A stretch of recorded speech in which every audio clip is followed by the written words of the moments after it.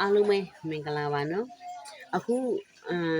မေလိုက်အောင်နေမကောင်းမြင်တဲ့အတိုင်းပဲနော်နေမကောင်းတာနဲ့ဒီနေ့အသီးလေးစားခြင်းတယ်ပေါ့ဆိုတရုတ်မှာစားတဲ့အသီးတွေကဈေးတွေလည်းပေါ်တယ်ပေါ့နော်စားရတာလည်း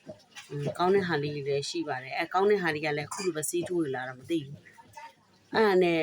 ဒီနေ့စပစ်သီးလေးတွေလေဒါအခုစားလို့တော့တော်တော်ကုန်သွားပြီခုနောက်ပိုင်းမှာတတိထားမိရအလုံးအကြီးကြီးတွေပဲရွေးစားလိုက်တာအလုံးကြီးတွေပေါ့နော်ခြုံလဲခြုံနေရပဲစားလို့အရင်ကောင်းတယ်ပေါ့ဘယ်ဟုတ်မလဲစားပြီးအခုမနေ့ကျမှညစားတာဆိုမမြင်အောင်အခုမနေ့မှစားလိုက်တဲ့ခါကျတော့အလုံးကြီးကလေအလုံးကြီးကိုတစ်လုံးချင်းဆေးထိုးထားတာဆေးတွေပေါက်ပြီးဆေးတွေထိုးထားတစ်လုံးချင်းနေအခုမနေ့မှတွေ့ရနော်တော့လေဘာနဲ့မဆူဆေးတွေအခုဒီပဲသီးတွေဘာတွေဆိုလဲသူကဆေးအရန်သုံးတာလေဆေးအရန်သုံးတော့ပဲသီးတွေကိုဒီပဲသီးတော့ခူးတဲ့အခါကျတော့ဘယ်လိုဖြစ်လဲဆိုတော့ဒီမှာကြည့်ပဲသီးဒီလိုအနာတွေပေါ့နော်အဲ့လိုအနာတွေပေါက်ခဲ့တာကြည့်အများကြီးပဲအဲ့အခုကတက်တာသွားတာအခုတက်တာသွားပါတော့ဒါပေမဲ့လူတိုင်းပေါက်တာအဲ့လိုအနာတွေ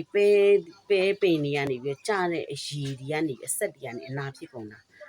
အဲ့တော့ဘယ်လောက်ထိဆေးတွေသုံးထားလဲဆိုတာပေါ့နော်ဒီစပစ်သီးကိုလည်းပြမယ်နော်ခဏလေးဒီမှာနော်ဒီလိုနော်ဒီလိုဒီအများကြီးပဲဒီမှာတွေ့လားနော်ဒီမှာမြင်ရလားမသိဘူးနော်တွေ့လားဆေးထိုးပေါက်တယ်အဲ့လိုဆေးထိုးထားတာဗျာတညာလုံးအားရပါရစားပြီးပြီနော်အခုမှတီးတီးတတ်တာထင်းနေရှားရှားကြီးတွေ့ရတယ်တွေ့လားတချို့အဲ့အပေါက်အပြာကြီးတွေလေအပေါ်မှာဆေးပြာလေးတောင်ကျန်သေးဆေးပြာတွေဖယ်ပြရဒီမှာအလုံးကြီးကြီးရလည်းမပြောနဲ့တွေ့လားအမလေးအများကြီးပဲစားပြီးသွားပြီအများကြီးပဲဒါအလုံးသီးတွေကြံခဲ့ရနော်အလုံးကြီးဆိုလေနေရာပဲစိမ့်ပြီးတော့လေအရည်တွေများရွှမ်းပြီးချိုအီနေရာပဲစားရတာဒီလားသွားပါပြီအလုံးတွေကိုဒါဆေးထိုးရတာလူတွေကိုဆေးထိုးစရာမလိုအလုံးတွေစားလိုက်တာနဲ့ကိုဗိုက်ထဲကိုအလိုလိုဝင်ပြီးသားပဲသိလားလူတွေလည်းဒီရောက်မှလေအဲ့လိုမျိုးတွေဖြစ်လာလူတွေလည်းယောဂတွေကဘောင်းဆုံးသိလား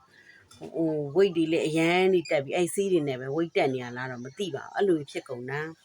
အဲ့တော့ဒီစပစ်သီးလေအစိမ်းရောင်လေးစားမစို့တတိထားပြီးစားကြနော်ဒါမြန်မာပြည်တွေကိုလည်းပို့နေပါတယ်လို့နော်